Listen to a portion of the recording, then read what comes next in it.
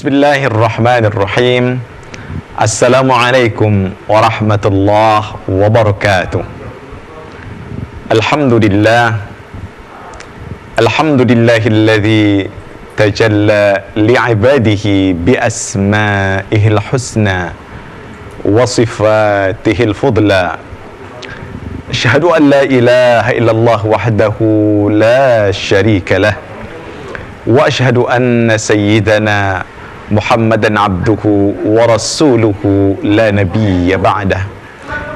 Allahumma salli wa sallim wa barik wa karrim ala sayyidina wa maulana Muhammadin wa ala alihi wa ashabihi ajma'in.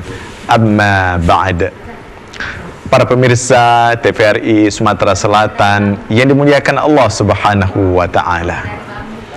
Inni uhibbukum fillah. Hamba yang dhaif senantiasa mencintai saudaraku semuanya karena Allah Subhanahu wa taala. Sebagaimana Allah kumpulkan kita di dalam ketaatan, di dalam kebaikan di dunia ini, semoga kelak Allah kumpulkan kita di dalam syurganya yang tertinggi. Amin. Allahumma amin. Pemirsa yang dimuliakan Allah Subhanahu wa taala, mengenal Allah Subhanahu wa taala melalui nama-nama yang indah, Asmaul Husna, memiliki manfaat yang luar biasa istimewanya. Di antara manfaat yang sangat penting adalah, pertama, cara dan jalan untuk masuk surga Allah Subhanahu wa taala adalah menghafal Asmaul Husna. Memahami Asmaul Husna, kemudian mengamalkan Asmaul Husna. Manfaat yang kedua, memahami Asmaul Husna akan menjadikan kita mengenal Allah Subhanahu wa taala, mengenal pencipta kita, sehingga kita tahu apa yang harus kita kerjakan dan apa yang harus kita hindarkan. Mengenal Allah Subhanahu wa taala melalui Asmaul Husna akan menjadikan doa-doa kita diijabah oleh Allah Subhanahu wa taala. Melalui Asmaul Husna kita akan mendapatkan kecintaan Allah Subhanahu wa taala. Karena dalam sebuah riwayat disebutkan, ketika seorang sahabat setiap selesai membaca surat di dalam solatnya, dia tutup dengan membaca surah Al-Ikhlas, Qul huwallahu ahad. Ketika ditanya oleh Rasulullah sallallahu alaihi wasallam, apa yang membuatmu menyenangi membaca surah Al-Ikhlas? Sahabat tersebut mengatakan, di dalamnya ada nama Allah yang aku sangat senangi. Maka Rasulullah katakan, engkau dicintai Allah Subhanahu wa taala, dan dengan cintamu itu engkau akan masuk surga Allah Subhanahu wa taala. Saudaraku, banyak keistimewaan dan manfaat yang akan kita dapatkan ketika kita memahami nama-nama Allah Subhanahu wa taala yang mulia. Kali ini kita akan membahas salah satu nama Allah Subhanahu wa taala, yaitu Al-Qahhar. Nama Allah Al-Qahhar memiliki makna yang maha mengalahkan, yang maha menundukkan, yang tidak pernah terkalahkan. Memahami nama Allah Subhanahu wa taala Al-Qahhar, sebagaimana yang dijelaskan oleh para ulama, harus kita fahami bahwa Allah Subhanahu wa taala sajalah yang memiliki kemampuan untuk mengalahkan, untuk mengungguli, dan untuk menaklukkan hamba-hambanya. Karenanya seorang manusia, seorang hamba Allah Subhanahu wa taala tidak berhak menyandang nama Al-Qahhar. Al-Qahhar disebutkan dalam beberapa penjelasan, dia memiliki makna yang sangat banyak menaklukkannya, yang sangat banyak mengalahkannya. Sebanyak apapun kejahatan manusia, sebanyak apapun kejahatan hamba-hambanya, maka Allah Subhanahu wa ta'ala Maha Qahhar, Allah Maha mengalahkan mereka. Dalam Al-Quran, kata-kata Al-Qahhar tersebut kurang lebih 6 kali. Di antara ayatnya yang berbunyi adalah limanil mulkul yawm lillahil wahidil qahhar. Milik siapa hari ini, alias hari pembalasan? Ketahuilah, sesungguhnya hanya milik Allah yang maha mengalahkan, yang satu-satunya yang maha mengalahkan. Di samping nama Al-Qahhar, juga ada nama Allah Al-Qahir. Al-Qahir juga bermakna yang maha mengalahkan. Tetapi bedanya, kata para ulama, kalau Al-Qahhar yang banyak sekali mengalahkannya, sedangkan Al-Qahir artinya Allah Subhanahu wa ta'ala yang maha tinggi dan maha melampaui kekuatan dan kemampuan hamba-hambanya. Karena itu dalam Al-Quran Allah Subhanahu wa ta'ala sebutkan terkait dengan nama Al-Qahir. Allah Subhanahu wa ta'ala berfirman, wa huwal qahiru fawqa ibadih, dan dialah Allah Subhanahu wa ta'ala yang maha mengalahkan atas hamba-hambanya. Kita lanjutkan setelah yang berikut ini.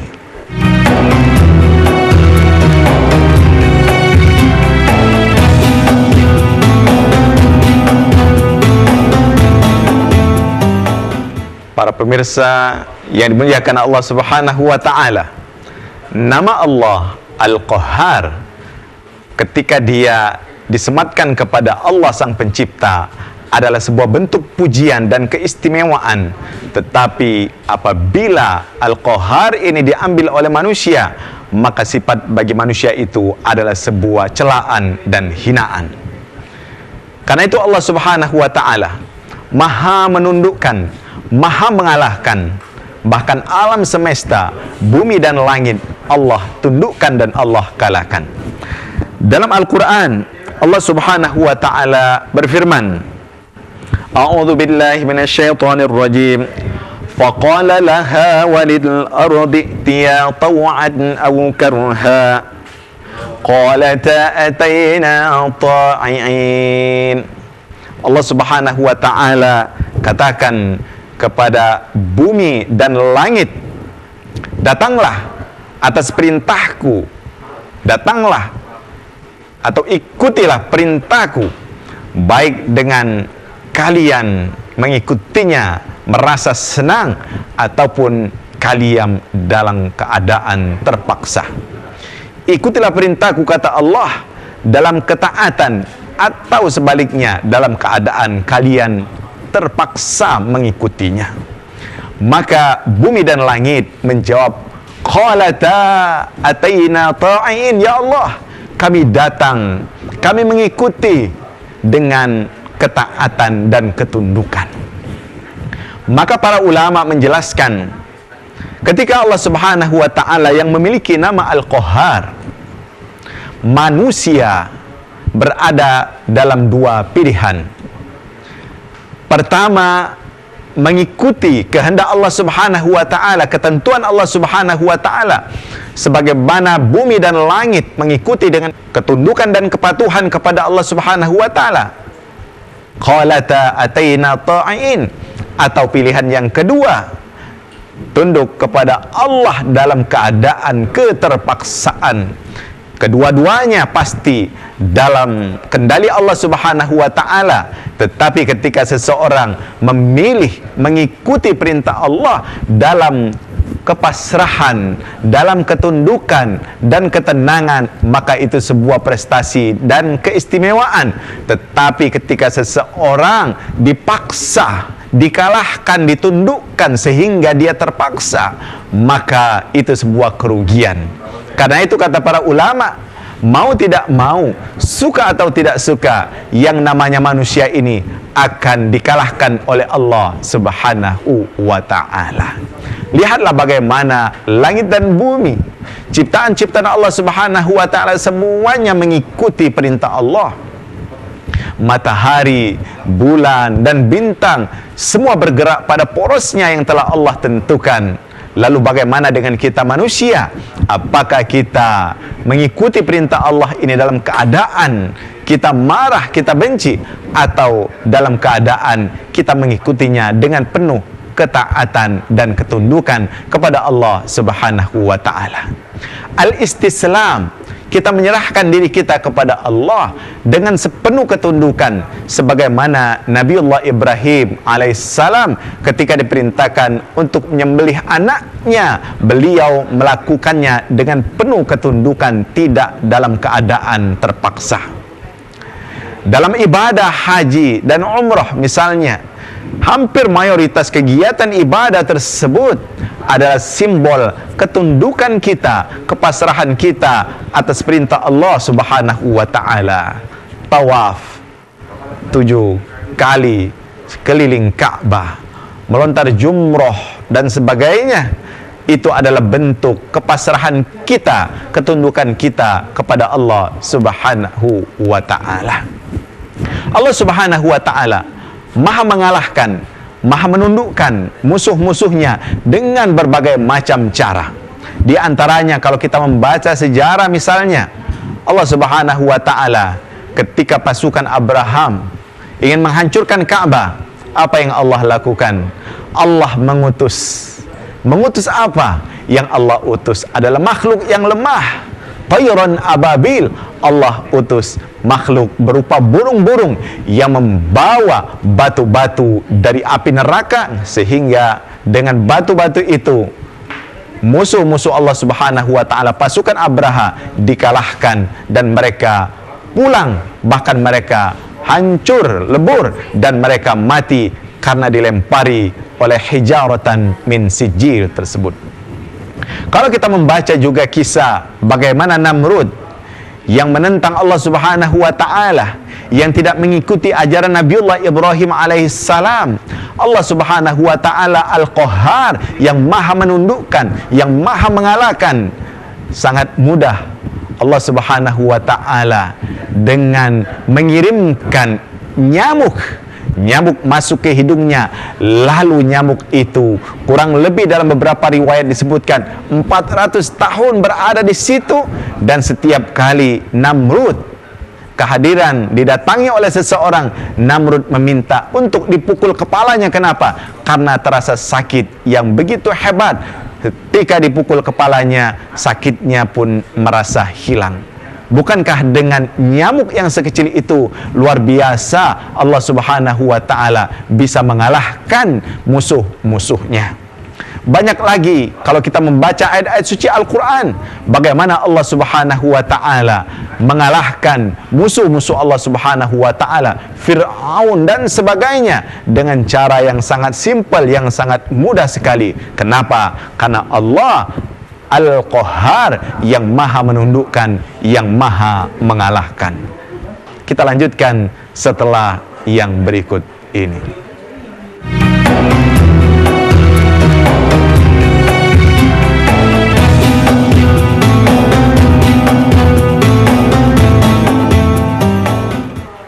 Para pemirsa TVRI Sumatera Selatan yang dimuliakan Allah Subhanahu wa taala, ketika kita sudah memahami bagaimana Allah Subhanahu wa taala yang memiliki nama Al-Qahhar dengan begitu gagahnya mampu menaklukkan bahkan hamba-hambanya semuanya yang berbuat maksiat dan berbuat dosa, pasti akan dikalahkan oleh Allah Subhanahu wa taala.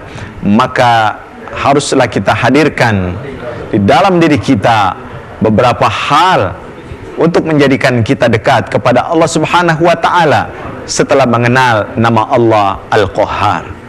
Yang pertama yang harus kita hadirkan setelah mengenal nama Allah Al-Qahhar, harus kita munculkan khasyatullah, ketakutan kita kepada Allah Subhanahu wa taala.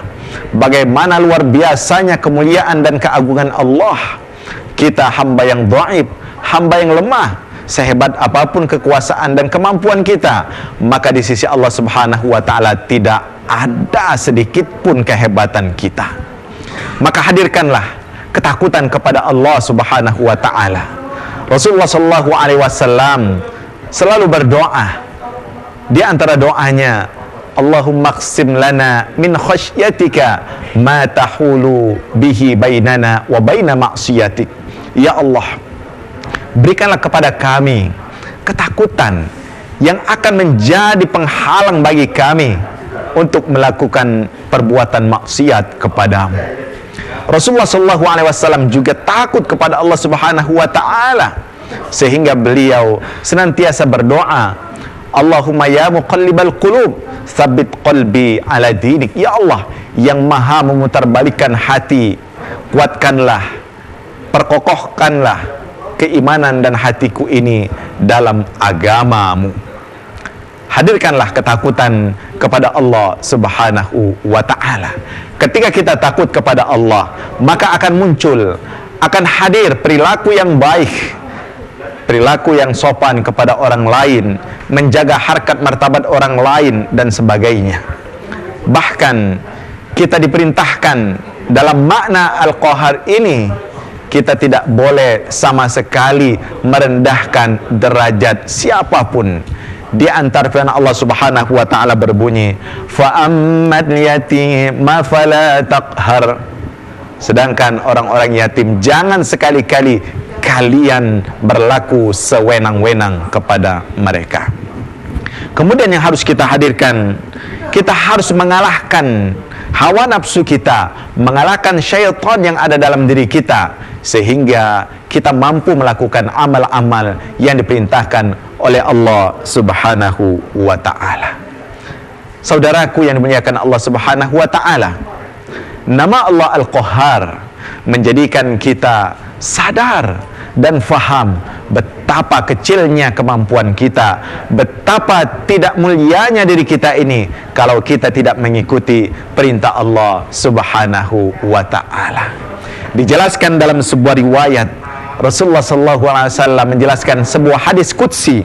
Allah Subhanahu Wa Ta'ala berfirman, Ya abdi, anta turid, wahai hambaku, engkau menginginkan sesuatu dan aku menginginkan sesuatu. Fa in sallamta ma urid, ketika engkau berserah diri mengikuti apa yang aku inginkan, maka akan aku mudahkan semua urusanmu.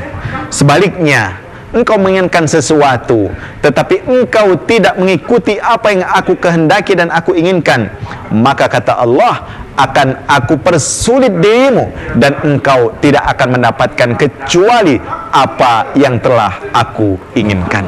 Saudaraku yang dimuliakan Allah Subhanahu wa Ta'ala, karenanya ketika kita memahami nama Allah Al-Qahhar, mari kita hadirkan bahwa kita tunduk kepada Allah Subhanahu wa Ta'ala dalam ketaatan, bukan keterpaksaan, dalam kesenangan, bukan kesedihan.